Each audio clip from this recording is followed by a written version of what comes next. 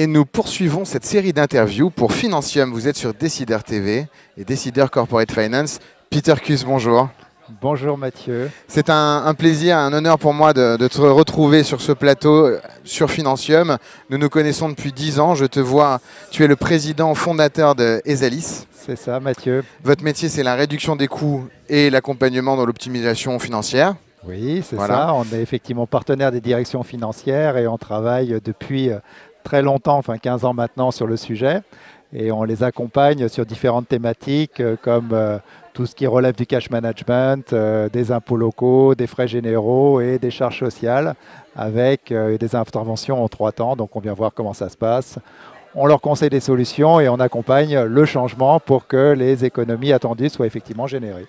L'économie clé en main. Justement, rentrons dans le détail, Peter, si tu le veux bien.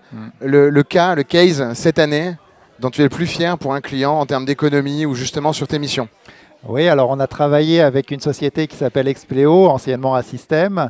Chez eux, on a travaillé notamment sur l'optimisation de la flotte automobile, où on leur a fait économiser plusieurs centaines de milliers d'euros sur différentes thématiques, parce que la flotte automobile offre justement la particularité d'être un sujet complexe qu'il faut savoir disséquer de façon méthodique. Et donc on a travaillé sur les optimisations de contrats, sur la renégociation des tarifs pneumatiques. Et là, on est en train d'étudier avec eux une solution de gestion de leur car policy, donc dans le cadre d'un nouveau produit qu'on a développé sur le marché. On est effectivement content de les avoir accompagnés. On se suit tous les mois et d'ailleurs j'ai un entretien avec eux demain qui nous permet de faire un point régulier avec eux. Bon, donc, on salue Expleo, Ex-Assystem et le fondateur Dominique Louis.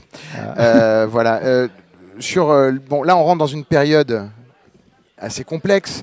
La visibilité est moins bonne. Pour les CFO, ça veut dire que ça peut tanguer. Les financements, c'est compliqué. Là, toi qui sais faire de l'économie sur différents postes, quel est le sujet à avoir en tête pour bien piloter là dans les prochains mois? Où est-ce qu'on peut aller récupérer des choses? Qu'est-ce qu'il faut travailler? Alors, le sujet qu'on aime mettre en avant aujourd'hui, c'est les frais bancaires, parce qu'on se rend compte que sur cette thématique en particulier, les banques ont souvent la main mise sur les entreprises et qu'il est intéressant de pouvoir renverser un peu la situation et donc prendre le sujet à bras-le-corps et justement aller négocier cette thématique à part entière.